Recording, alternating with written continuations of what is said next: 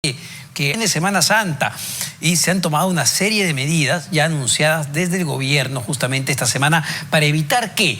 Para evitar que la cifra de contagios se siga incrementando, para evitar que la cifra de personas fallecidas por esta enfermedad siga creciendo. Ya ha pasado más de 12 meses desde que estamos en este estado de emergencia, sin embargo, estamos lejos, y esto hay que entenderlo muy claramente, estamos muy lejos de haber vencido a la enfermedad. Y esto no pasa solo en el Perú, pasa en todo el mundo. Y por eso hay que mirar muy bien en detalle cómo está evolucionando esta enfermedad, porque puede haber mensajes contradictorios. Yo sé, porque ustedes dirán, mira, el gobierno ya decidió flexibilizar ciertas actividades, hecho que los gimnasios vuelvan a operar, los casinos vuelvan a operar, incluso los cines van a volver a operar. Y uno puede decir, bueno, sí, van a volver a operar es porque todo está mejor. Y no necesariamente. Así es la realidad, y eso hay que entenderlo claramente. Para analizar esta situación y entender en qué punto de la ola, de esta segunda ola, nos encontramos, estamos ya conectados con Rayi Burhum, científico computacional. Rayi, ¿cómo estás? Muy buenas noches, un gusto escucharte. Hola, buenas noches, ¿qué tal? ¿Cómo estás? Bueno, Rayi, hace poquísimos días el gobierno, la Premier, el ministro de Salud nos comentaban que se ha registrado una ligera mejora en ciertas provincias, sobre todo en Lima Metropolitana, la capital, donde se concentra la tercera parte de la población.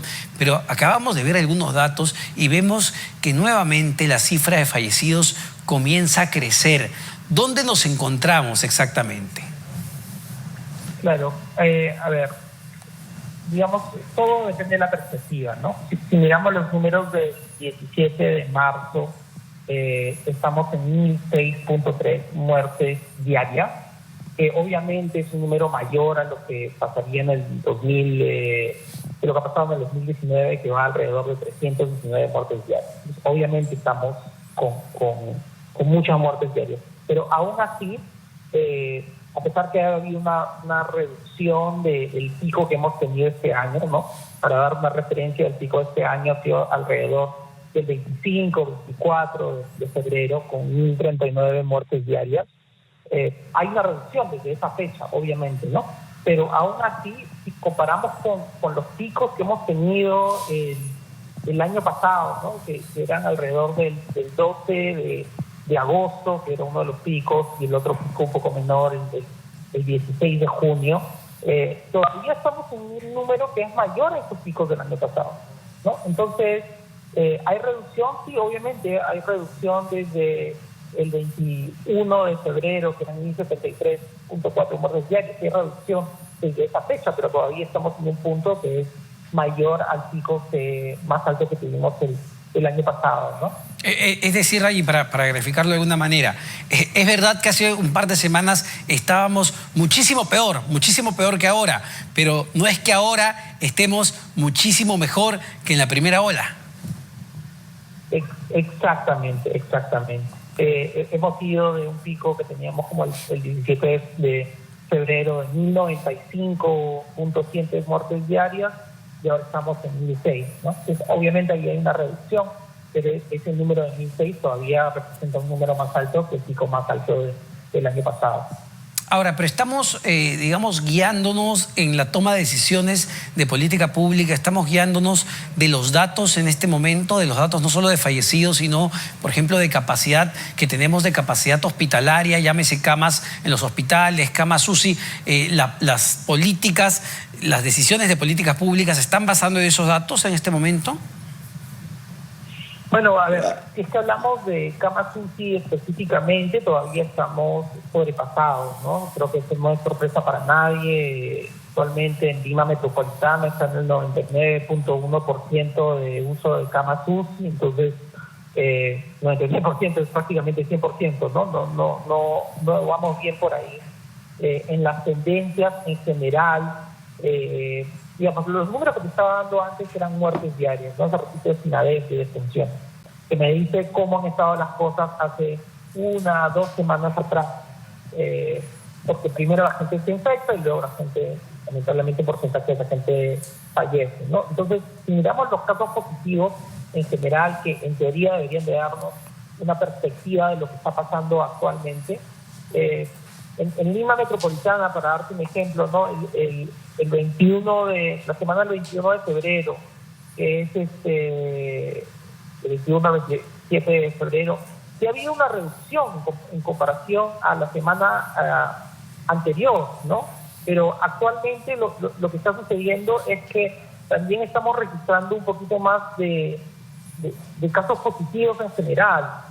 Ajá. Entonces, más contagios. Hay que tener, exacto, más contagios, sobre todo esta semana en comparación con la semana anterior. Entonces... A ver, Ray, ahí te pediré que nos detengamos porque me parece que hay una correlación bien importante de entender, claro, si hay más contagios ahora, viernes 19 de marzo, esto puede implicar que haya más muertes, no necesariamente el lunes, pero sí de aquí a una semana o a 2 semanas. Es algo que se tiene que contemplar, correcto. O sea, si miran la semana del 7 al 14, ¿no? En Lima, de nuevo, para darte un número, hay 194 muertes por cada 100.000 habitantes. En cambio, la semana anterior, del 28 al 6 de marzo, habían 178 muertes por cada 100.000 habitantes. Entonces, era un número menor, ¿no? Esto es de esperarse porque, digamos, las restricciones se han liberado un poco, ¿no? No estamos con las mismas restricciones que teníamos antes. Y eso pasó en la primera ola también, ¿no? Sí. En el momento que empezamos a abrir las cosas, empezamos a abrir algunos negocios, hubo una pequeña subida y luego continuamos con la tendencia hacia abajo. Y yo me imagino que están esperando de que lo mismo que el año pasado sucede este año, ¿no? Vamos a ver qué pasa la próxima semana. Ahora, Ray, ¿percibes un cambio de estrategia de parte del gobierno? Es decir, el hecho de entrar a cuarentenas focalizadas, de tomar decisiones, digamos, quizá, no sé, de manera un poquito más ágil de lo que veíamos durante la primera ola, o continuamos con la misma estrategia. No, definitivamente es una estrategia distinta, ¿no? Si hablamos del año pasado, obviamente hablamos con cuarentenas que eran básicamente uniformes, ¿no? Alrededor de todas las regiones. Ahora ya estamos viendo algo estamos ajustando ciertas funciones, estamos ajustando otras funciones, se están empezando a hablar de hacer eso a nivel de grupos de distritos. Todavía no se ha mencionado eso, pero sé que hay discusiones acerca de eso. Entonces, digamos, es algo más fácil. En la realidad, lo que todos sabemos, cuando cerramos todo, pues es un impacto económico absolutamente brutal, ¿no? Para todas las personas. Entonces hay que intentar encontrar ese balance, ¿no? Ahora, pero estamos conociendo, Ray, o sabiendo entender de cómo se mueve el virus, de cómo se mueve esta curva de contagios, ya no solo por regiones o provincias, incluso por distritos, porque, a ver, sabemos que hay distritos aquí en la capital donde hay mucho mayor nivel de contagios que en otros distritos. Correcto. Pero eso lo sabíamos también durante la primera ola, ¿no? Lo que sucede es lo siguiente, es que aplicar estrategias focalizadas, mientras más pequeña es el área, es un poco más complejo a nivel operativo, ¿no? Entonces, si lo haces a nivel país y te cierro todo, obviamente es más fácil decir eso a que decir voy a cerrar solo esta cuadra y la otra cuadra y esta cuadra. Entonces, se trata de encontrar ese balance, ¿no? Lo quieres hacer a nivel provincia, lo quieres hacer a nivel distrito. Ya sabes que ciertos distritos tienen casos por 100.000 habitantes mucho mayores que otros distritos. Eso todos lo sabemos, ¿no? Pero de nuevo, empezar a aplicar diferentes restricciones a ese nivel operacionalmente es mucho más complejo que simplemente ser de provincia, ¿no? Sí, claro. Ray, te pido unos segundos, por favor, porque tenemos una información de último minuto.